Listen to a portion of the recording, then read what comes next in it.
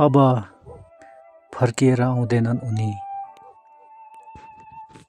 उनको मस्तिष्कमा भूगोलको प्रश्न चिन्ह बाँकी नै थियो।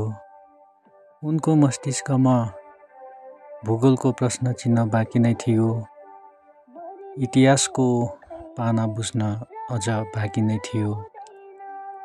आफ्नो माटोलाई चिनाउने प्रणमा स्कुल धाइरहेकी उनी। आफ्नो माटोलाई चिनाउने प्रणमा स्कुल धाइरहेकी उनी। कालले कसरी टिपेको टपक्क।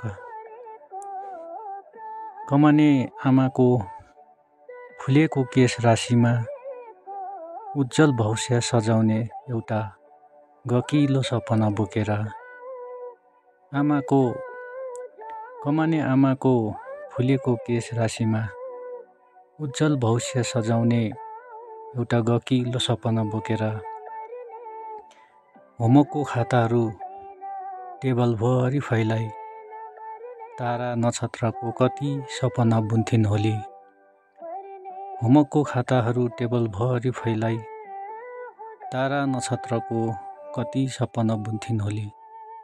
आयो कालले टपक्क टिपी लग्यो कस्तो निष्ठुरी दैव पनि। खर्साङको बाटो भरि ओहोरदोहोर गर्ने उनको पाइतालाहरू दिनोदिन हुर्किँदै थिए। खर्साङको बाटो भरि ओहोरदोहोर गर्ने उनको पाइतालाहरू दिनोदिन हुर्किँदै थिए। क्लासरुमको बेन्चमा एउटा भविष्यको जुन उदाउँदै थिइन्।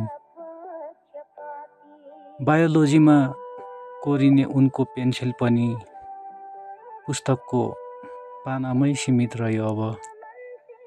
बायोलोजीमा कोरिने उनको पेन्सिल पनि पुस्तकको पानामै सीमित रह्यो अब। क्लास टिचरको आँखाबाट सधैँको निम्ति उनी ओझल भइन् अब। अँधेरोलाई जित्ने रोशनी आज अचानक कसरी अँध्यारोमै विलिन भइन्। अँधेरोलाई जित्ने रोशनी आज अचानक कसरी अँध्यारोमै विलिन भइन्। यो माटोको इतिहास कोर्न बाँकी नै थियो। यो माटोको इतिहास कोर्न बाँकी नै थियो।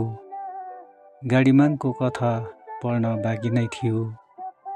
महाकाल बाबा र सिन्चेल धामको दर्शन गर्न बाँकी नै थियो। अब सबैको मनमा यही शब्द मात्र रह्यो। अब फर्केर आउँदैनन् उनी कहिले पनि। अब फर्केर आउँदैनन् उनी कहिले पनि। धन्यवाद।